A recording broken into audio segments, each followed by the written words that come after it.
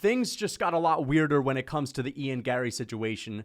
And I'm referring to some of the tweets that Layla Annalee, Ian Garry's wife, has put out within the past 48 hours, and the content that can be found in her book titled How to Be a Wag. If you were going to pair her tweets with the content that can be found in her book, all I have to say is it's very interesting, especially if you look at the timeline of this stuff. And I'm not here to say that this is exactly what Layla Annalee is doing, Layla Machado Garry. I'm just saying that I find this stuff to be interesting, to say the least. Now, what I'm going to do, guys, is I am going to quote a part of this book. Now, it's fair use. The book is public, okay? I'm just going to quote a part of this book. I'm just going to let you guys know what's in it because I've read a section on it. And I'm then going to show you what she tweeted the other day about the law, and I think a lot of you guys have already seen that. And then I'm going to bring in the timeline and tell you guys why this is so strange, okay? So the first thing I want to do is read a part of this book. Now, I just saw a video by this guy named Fans Matter, who basically read the entire book and shared a very interesting part. And again, before I read you guys this quote, it's important to understand that this is like a guidebook on how to be a wag, a wife and girlfriend of a star athlete, right? It's about how to get these guys and how to cinch your claws in and make sure that you're the only woman in their life. And it's very important to get that ring on your finger as well. And let me read you guys this quote. Again, it's from her. This is fair use, man. It's from Layla Annalee, okay? And it's under the section called Wonderful Wag White Wedding. A very interesting section name. And let me start the quote. Once you've bagged your footy star, you want to make sure you're his only woman and get that sparkler on your finger. The wedding itself is a big deal. Not only does it confirm your role for life, or at least up until the lucrative divorce, but this brings the big magazine deal. Let me go back a little bit and read that last sentence. The wedding itself is a big deal.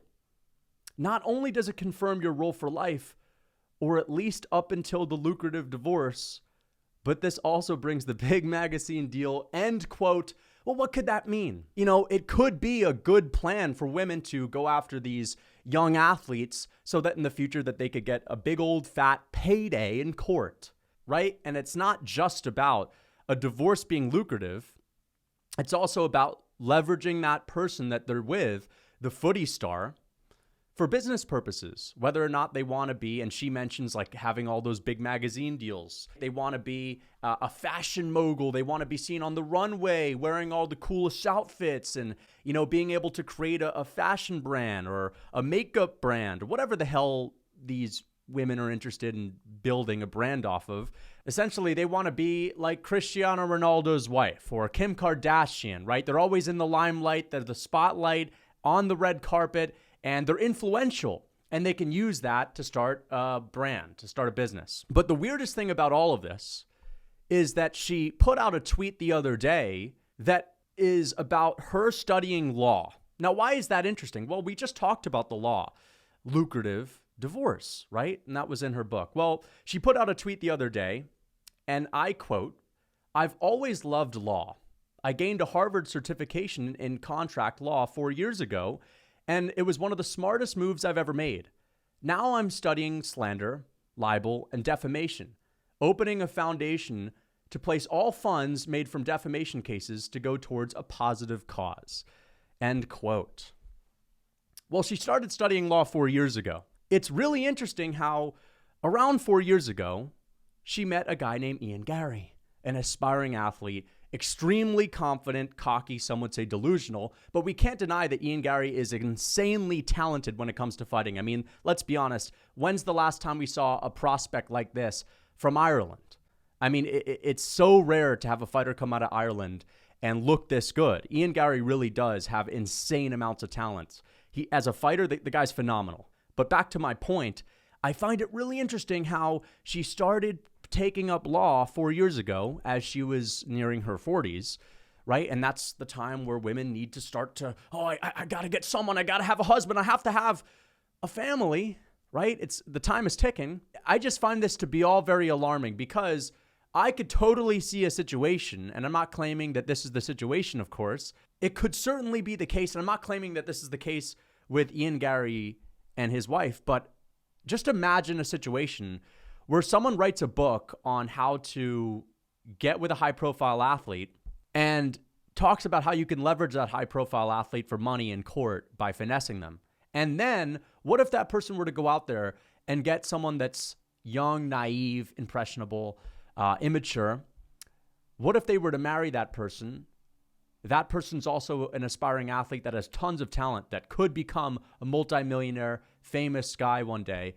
What if you start studying law to also kind of figure out how to finesse that guy in court? That's all I'm saying. Isn't that kind of crazy? I mean, this is very strange. This is really weird. Started studying law around the time you meet that person.